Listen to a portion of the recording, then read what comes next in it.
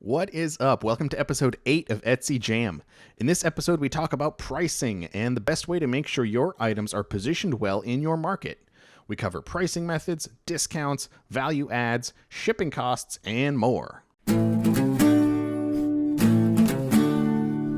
All right, what is up, guys? Welcome to episode 8 of Etsy Jam.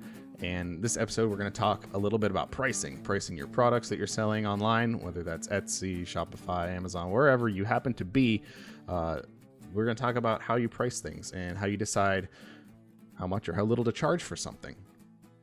And there's a couple schools of thought when it comes to pricing things. You may be familiar with a lot of people who have sort of like worksheets or calculators out there to help you price your listings. And it'll be a whole list of things about, okay, how much did you pay for your materials?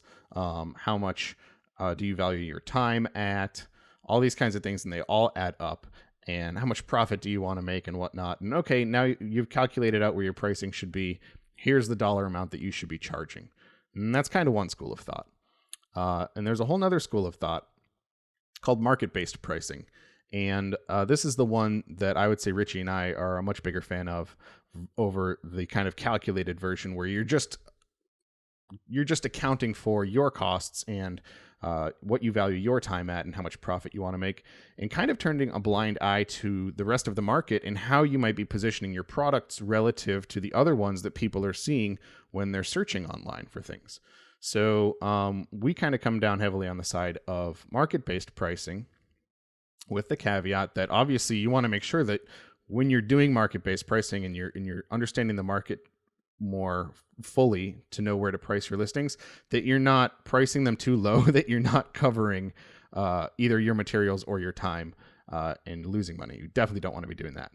So Richie can probably give a much better overview of market-based pricing than I could. So I'm going to throw over to him and let him cover that.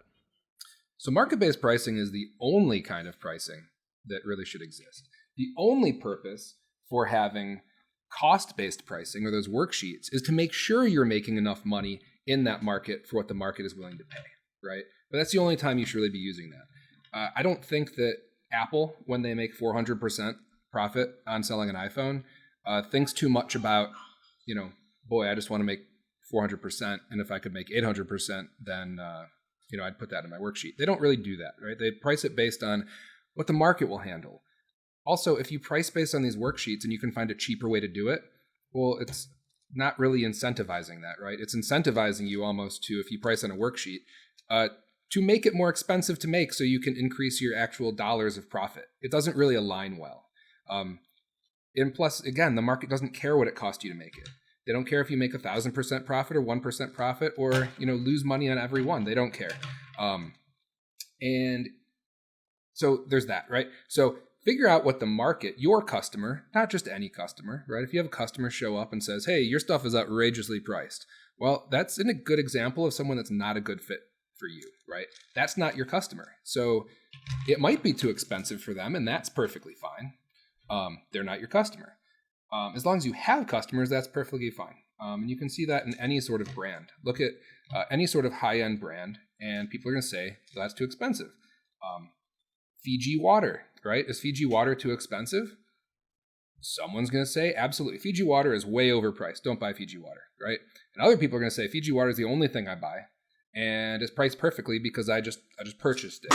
Here's my receipt. I have my water. And that's an example of market-based pricing. They might spend just as much money per bottle of water as the competitors. They're selling for a quarter of the price. But guess what? The customer doesn't care because that's not what they're buying. They're not buying, your operations. They're buying the product. Kind of a little bit to add on to that too is that if people are coming to you and saying that your stuff is too expensive, yet they're still buying it, that's kind of a sign that your pricing is in a very sweet spot there, right? Like, yes, you're just painful enough for them that they're like feeling the pinch of the pricing here, but they're willing to pay it because they believe in your product and they think it's quality and they enjoy the experience of buying from you. Absolutely. If they have a $20 problem and you're selling them a $15 solution, that's still a win, right? Does everyone want something for free? Of course, everyone wants something for free. That's just not how it works.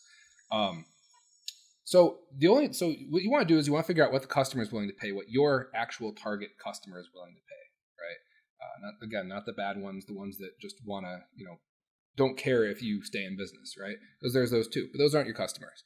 Once you figure out what the market is willing to pay, well, then your job is to figure out how you can make that product for as little as possible, as efficiently as possible, and keep the most difference there.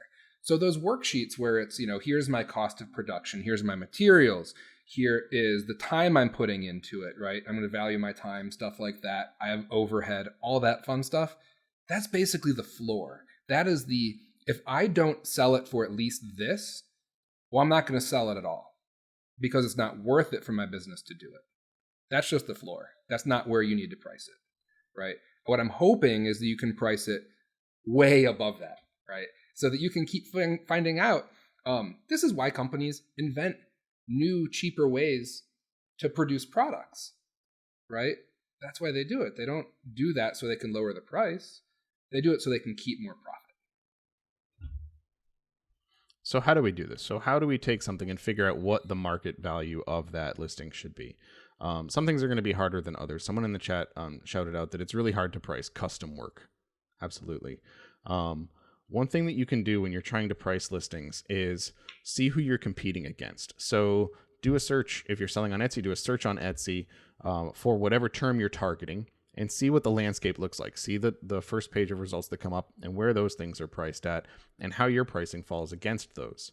In Marmalead, you can do this by doing a keyword search, and we show a nice pricing graph that breaks down the number of listings of the top 100 results that come back and where they fall across the pricing spectrum. So you usually end up with this pretty nice like bell-shaped curve where towards the lower end, it's going to be very few things that are close to $0. And then at some point, it's going to start to go up. You're going to have a maximum somewhere. And then it's going to start to trickle back down again. And you might have a bunch of things at the high end that are priced like outrageously high, but the majority of listings are going to kind of clump in one area. And what you can do is look at this graph and see very easily where the majority of listings are falling. We show an average too for what the average listing price is for the keyword that you're searching for. Between looking at that number and looking at the graph, you can get a really good idea of kind of where the middle of that bell-shaped curve is. And we have found, too, that the sweet spot in pricing is kind of right above that average. So if you look at the bell and you kind of just go a little bit above that, that's kind of the space you're going to want to play in. Now, I say that, too, with kind of another caveat of how you want to present your products, too, because some people really try to target saying, I want to be like the bargain brand. I want to be the cheaper one that can undercut people because there's going to be a market for that. There's going to be people that are not willing to pay for the more expensive things. They're really trying to find like the best deal they can find. And that's what I identify with. And if you're doing that, you just use that same information, right? Use that same pricing graph, but then just know where your niche is and it's not above the average. You want to come in kind of in the bargain side of things. Maybe your costs are lower for some reason and you're able to do that, right? That's fantastic. Go for it. If you identify with your products and want to portray them more as high-end products, you put more time, more love, more care into these things, and you really want to build something that's a quality product, deliver an amazing experience to your shoppers, then you can price a little bit higher too, right? And there is something that happens when people are looking at something that's priced a little bit higher than all of the other ones too. Psychologically, without helping it, they think that that's a better product, and it happens all the time. If you look at Apple products, right? Apple products are usually priced much higher than the competition. I could go buy a $400 notebook that's, a Dell or an HP or whatever that has Windows on it. But I'm going to have a tough time spending $400 at an Apple store and getting a laptop. I'm not going to get out of there for less than probably $900 to $1,000 for a laptop. Now, the quality, yeah, you could argue maybe that the Apple quality is a little bit better than what you get in a $400 laptop. But I could probably get that same exact quality for maybe $600 or $700 if I was not buying an Apple product. Well, part of that is their brand, right? And they present themselves as being this higher end quality luxury style brand. And that works. People buy into that. They believe because they're paying more that they're getting more quality for their dollar. Yeah, so positioning is really important, obviously. So when you walk into an Apple store, there's also not unlimited customizations either, right? You go in there, and if you're looking for a laptop, they're like, hey, here are 3 different models of laptops. And you might have a couple different size options on those, but there's not a lot of options. You want an iPhone? There's not a lot of different options. You either want one or you don't. This is what they cost. We don't discount. We don't coupon. That's just who they know as their customer. So if you want to be positioned as a higher end brand, follow someone like Apple, right? This is how they position things. If you want to be the low end, and that's fine too, right? It's all a matter of what you want to do and what you think is good for your business. You're going to get different types of customers depending on how you position and price your products. Different people, there is definitely the customer that wants to go buy that Fiji water, right? And they want to buy the Apple computer and the Apple phone and stuff like that, right? That's going to be one type of customer. The other type of customer is going to be the one that's going to message you and say, hey, do you have a discount? Not, hey, I want to buy like a crazy amount of these and I want a discount for a volume. No, I just want one, but I'm going to ask you for a discount just because I can. And when you give me the discount, I still might not even buy. Which happens all the time too, right? They ask for the discount and apparently it's still not enough. Or they get the discount, they get the product, and then they complain about something. And it's like, really? That's not good. That type of thing is not good for you. So, positioning, it makes all the difference. When people spend a little bit more for a product, they perceive it, they justify it as higher quality, and you get less complaints because of it. We get into discounts a little bit too, and going back to the Apple example, how many times have you seen huge blowout sale at your local Apple store? They just don't do that, right? They've decided that they're not going to have that kind of thing going on. They're not going to have these huge sales to draw people in. Part of the reason for that is because if they started offering it, people would look for it. They would wait for it. They wouldn't make their purchases until there was a discount sale coming up. And Apple doesn't want that. That's true. One of the mistakes that retailers make is conditioning their customers to expect discounts. I will buy when the thing goes on sale. Car manufacturers do this. Actually, they've done this in a couple different ways. No one pays sticker price for a car because they've conditioned the public that you don't pay sticker price. You always get some sort of discount. And secondly, they've conditioned conditioned the customers that you have to sit around and wait for, September to Remember or the summer sales event or the, whatever Christmas type of sales are going to happen. So there's all sorts of content out there about when these different car companies have their big blowout sales, their year-end clearance inventory, all this stuff. And that's when they get their sales. I've heard plenty of comments, craft specific, about how people won't go to Joann Fabrics, Pat Catan's, Michael's, a bunch of these different stores without a coupon because they so heavily send out coupons. Why would you ever go pay full price? And that becomes a culture. So that's a big mistake that people make with discounts and coupons. When we were buying our TV recently, guess what we did? We didn't just go out to a store and buy a TV. Like, okay, what time of year? This isn't super time critical. What time of year do they have the best sales on TVs? Okay, it's usually around Black Friday and also, again, around the Super Bowl in America, right? So shop the deals online around the Black Friday timeframe. Amazon deals, all that kind of stuff was going on around the same time. Didn't really find anything that hit the point that we were looking for. We didn't go ahead and buy one anyway. We waited again until the Super Bowl timeframe, and then we found something that was priced a little bit better that we wanted to get, and we bought then. So people definitely get conditioned for that sort of thinking and waiting until a good sale shows up to make a purchase. Yeah. Now, discounts in general. Richie hates discounts. I'm not a big fan of discounts either, if it's your product, right? So what can you do instead of offering a discount that might work a little bit better, Richie? Well, let's think about something that Apple does. So Apple doesn't discount, but they are not above giving you a little bit of a bonus.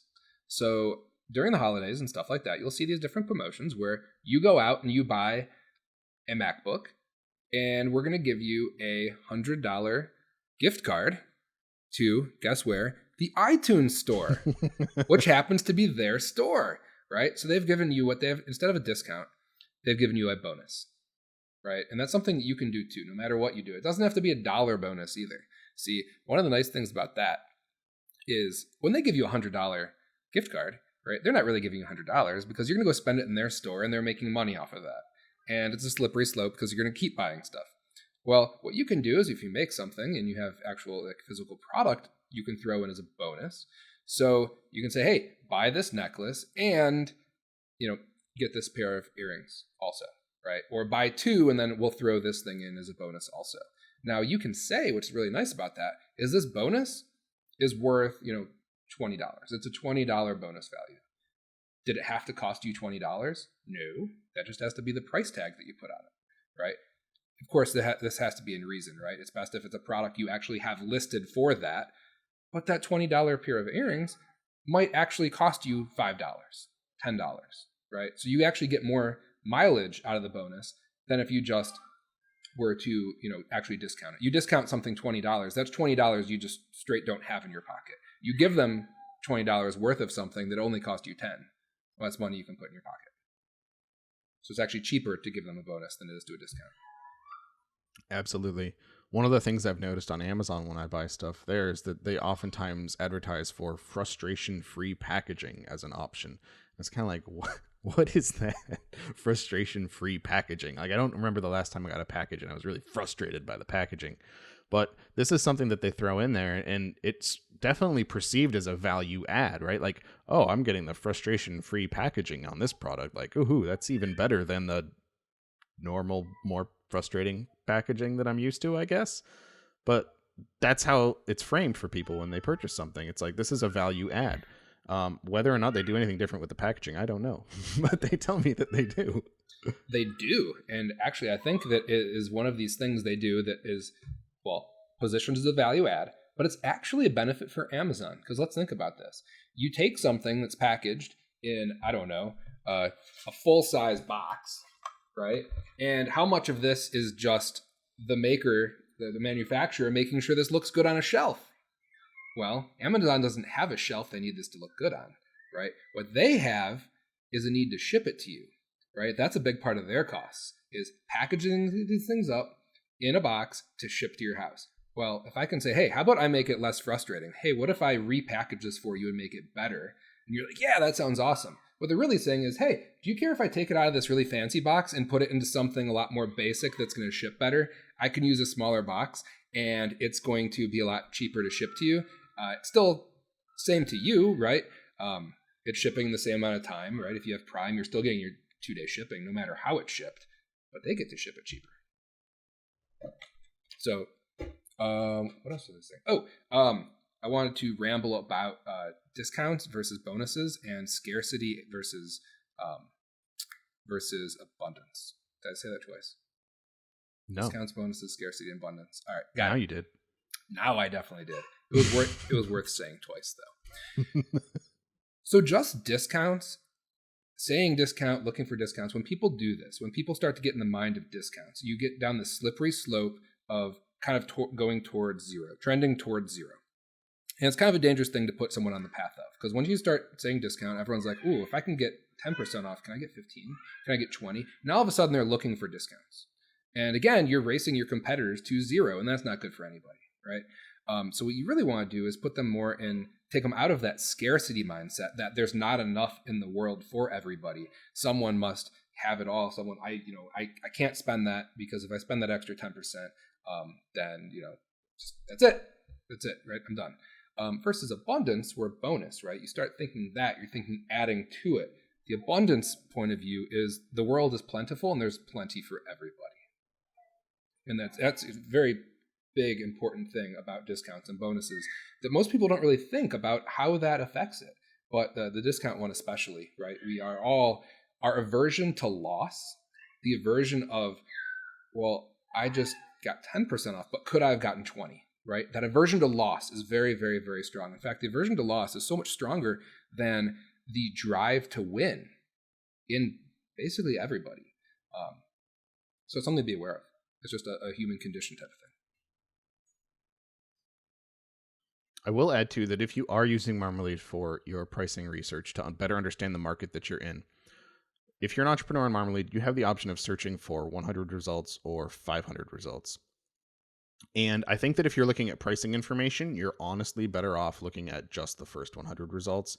There's a lot of other information you can gather outside of pricing for the other 500 results. So that's really a nice thing to do. But for pricing, if you're just looking at the top 100, you're looking at the listings that are on the top 3 pages mainly, right? And that's really where you want to be focusing your energy and your time anyway, because when a shopper is there shopping for something, that's what they're going to be looking at too. They're only going to be looking at the top 3 pages. They might go a little bit deeper than that, but typically they fall off after the first 3 pages. So those are the listings that you will be ranking amongst, provided that your SEO is strong.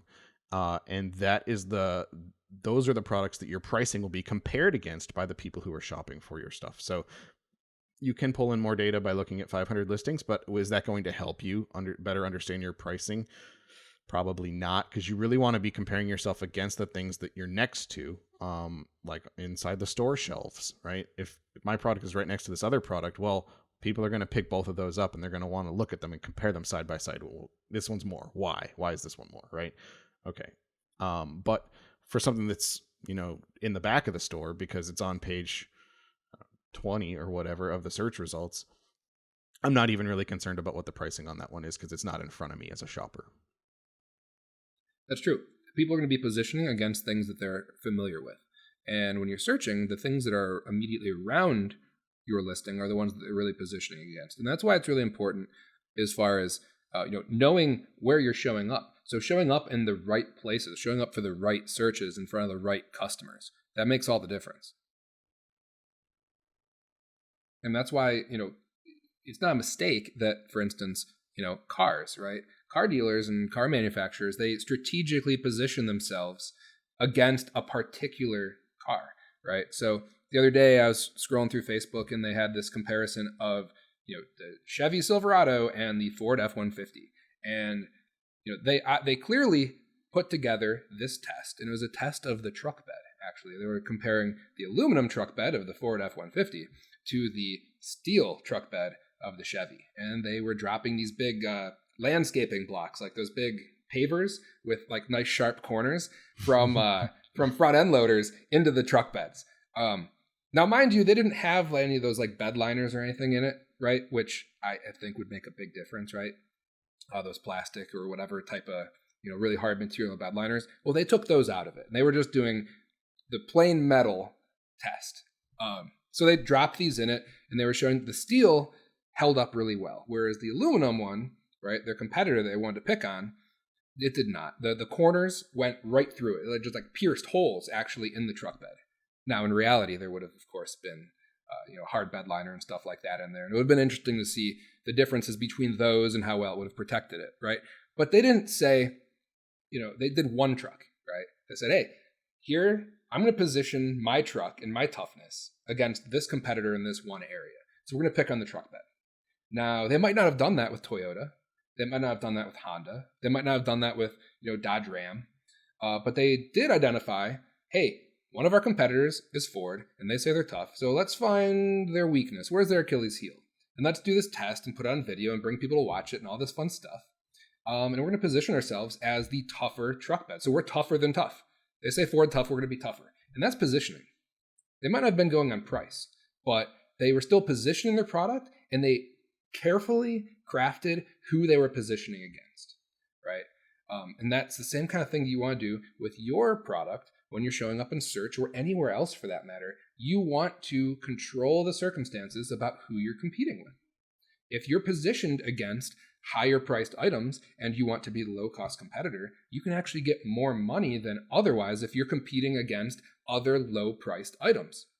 If you do some sort of search where you're just going to end up on a page of just all, lower end discount items, then to be the low cost competitor amongst them, you have to be even lower. But if you want to be the low cost competitor in a premium search, right? Well, then it's going to be a lot easier, right? You don't have to be that much lower. Well, you have to be lower, but not as low as you'd have to be if everyone was lower, if that makes sense. Gordon, make that make sense. You lost me, man. It sounded like some weird limbo game, and everyone had to get lower now. That's kind of what it is, yes. That's what discounting does. You get in a weird limbo game where everyone has to constantly get lower until you go to zero and everyone goes out of business. That's what discounts do. You can't get under that bar. It's too close. No. You can't. Discounts are bad for society in general. So if there's an end of the world, it's caused by discounts. I think that is often overlooked in doomsday preppers. Not for long, though. I'm thinking they're waiting till season 3. So what disaster are you protecting against? Discounts. Well, yeah. I mean, you can't lead with that because that's probably the biggest disaster, right? So you don't just lead with the Armageddon, right? It will be what World War III is about. There's discounts. It'll be discounts. I mean, I don't know. I have no idea. You heard it here first, though. I'm just gonna I'm gonna make a bunch of predictions and then point back at this to then prove my, my status as an oracle. Yeah, we'll cut out all the other ones until they come true too. Oh yeah. So let's say you go through your listings. Let's say you're like, oh, let me revisit my pricing and see where I'm at. You go through, you do a bunch of research. You do your searches on Etsy, you use Marmalead, and you find that, geez, my pricing looks to be like a little bit lower than where I could be, right? Maybe a little lower than the average. Maybe I'm right at the average, and I could increase my pricing, but I'm really nervous to do so because I'm really afraid that like I'm going to get less sales. Maybe like I'm going to anger some people and stuff like that, and people aren't going to want to buy my stuff. Very common feeling to have. Every time that I have heard Ijama's podcast and the guest on her podcast talks about increasing their pricing, they say they get more sales. I have never heard anybody say on her podcast, granted, that they have increased their pricing and they just like fell off the map, right? Like people stopped buying their stuff and now they're like scrambling to get their prices back low again. But the feedback that I've always heard from people when they increase their prices is that they get more sales. And that's probably due to the fact that customers are perceiving their listings as being higher quality, is my guess. Now, obviously, you can't just blow your pricing out sky high and expect to get way more sales. You have to kind of increase it intelligently. So let's add that little caveat in there.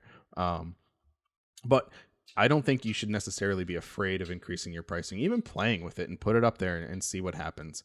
You're probably, based on everything that I've heard from people, going to see an increase in the sales that you have. I've heard that too. And not just from Etsy sellers, because I've definitely talked to Etsy sellers that have told me that, in addition to listening to it on Ijama's podcast.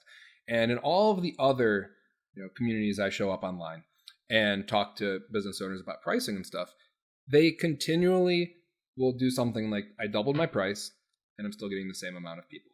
I double my price again. I'm still getting people. I keep selling out of this. What is going on? I've gotten it to the point where I actually just want to sell less, and it's especially when they're selling something like their time. They're like, I just want to sell less, so I keep raising my prices just to reduce demand a little bit because, as we know, the supply-demand curve is elastic, right? So they do that, and they just keep selling more. I've yet to hear anybody say I raised my prices and my sales dried up. So also, even if your sales went down just a little bit, but you raised your prices enough that, you were actually making more money doing, with less sales, that's a good thing for your business too, right? That frees up extra capacity for you to grow your business in other ways and put time in maybe new product development or just other things, right? Just makes a more efficient operation if you have more profit in it. Yep, that's a really good point. Stacy in the chat from Original Sock Dog, which I just checked her thing out. It's pretty cool. It looks like she makes sock pets that look like your pet. No, which is awesome. Yeah. No. Okay. Seriously, check it out. How do I check this out? You can click her name, and it pulls up her little avatar there, which you can see a little bit bigger. Original Sock Dog. It's awesome. Anyway, she says that if you do increase your prices, you need to make sure your photos are top notch. 100%. Yes, you do. If you want, this goes back to positioning that we were talking about before. If you want to make sure that you're appearing as a more high-end brand, you want to make sure all your stuff reflects that, right? So your pricing is there. Your photos are top notch. Your descriptions are there. You've got all your shop stuff filled out, all your policies, all that good stuff. You're taking full advantage of everything that Etsy lets you fill out to make sure that people understand that you care about your shop, you care about what you're doing, and you are a premier brand on Etsy. Absolutely. Also, she mentioned that she doesn't give discounts, but she offers free shipping if someone places more than 2 orders. I actually view that as more of a bonus. So that's a good thing. And shipping is one of those things that's come to be expected. Also, you might find yourself, as much as, I hate the discounts, right? If you are in a market where you have to, and there is no way out, right? If it's as ubiquitous as, for instance, free shipping has become on things like eBay and Amazon, and there are some interesting research studies about Amazon and how free shipping actually affects their sales. Sometimes you can't get out of it, right? But I actually see free shipping as more of a bonus, right? It's not a discount. You're not discounting something. you are giving someone something for free, but you're adding that on top of it. Even though shipping is a necessary thing, right? Like you have to ship it. It's not near as detrimental as saying, it's not detrimental at all, actually. Actually, free shipping really helps because it's ubiquitous. But it's nothing like saying, hey, take 10% off. And then the person starts looking for, absolutely. Well, can I get 20, 30, 40? When will this really go on sale? Absolutely. And I think part of that too kind of goes into when you're purchasing something where the shipping is variable. As a shopper, you're kind of concerned that you're going to go ahead and make this purchase of a known quantity here, but then all of a sudden the shipping is going to be like some extravagant number, and you're like, now is it even really worth it? So if you come in and say that the shipping is free, well, that's a load off my mind as a shopper. I don't even have to worry about that now. So, and there's a lot of people out there too, when they are shopping, they only buy things that have free shipping because they don't want to have to worry about One that. of the most frustrating things for me about shipping that's not free is that it's an unknown thing. It's not a price that's just typically stated right there. Now, if it was just a flat fee shipping, that's one thing, right? Because I know about it up front. Yeah. But I really hate when I'm shopping around and trying to figure out if I want to buy something, what I want to buy. And I don't know until I fill out not even the first page. It's not even like, hey, put in the shipping calculator, enter your zip code. It's like, hey, enter all your information about shipping. Your full name, your address, sometimes even your credit card, and then it wants to tell you what shipping costs. And I don't know, no one likes surprises like that. So it really deters people because everyone is going to think about that one time that they did this and they were buying like $20 worth of product and they had $30 worth of shipping on there, right? So in that case, that would be the worst. Be like, I'll go pick it up. I will drive to you. Yeah. I'm gonna drive from the East Coast to the West Coast to save $30. Yeah, I don't know. It could be make a trip out of it, like see some sights. Take the family, put them in the van. There you go.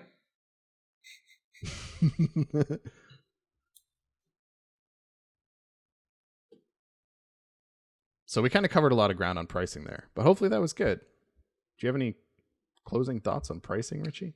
Oh man, closing thoughts on pricing.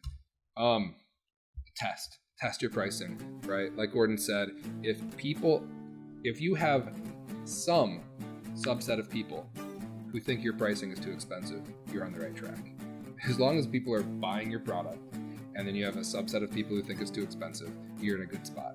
If no one complains about your pricing, if no one thinks it's expensive, then you are leaving a lot of money on the table. Absolutely. And I'll not bet is it in testing and talking to your customers, right? Like that's really if you sell something at a price and you have happy customers on the other side who felt like they got good value, especially if you're getting repeat customers, well, that's fantastic. You are doing a good job.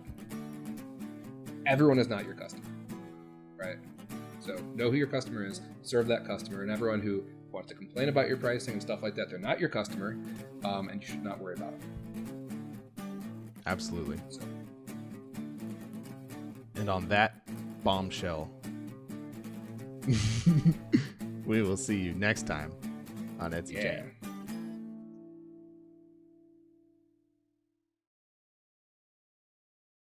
This is my closeout tune. Do-do-do-do. Thank you for joining us on Etsy Jam. Do you like that? And I'm not talking to you. I'm talking to the baby.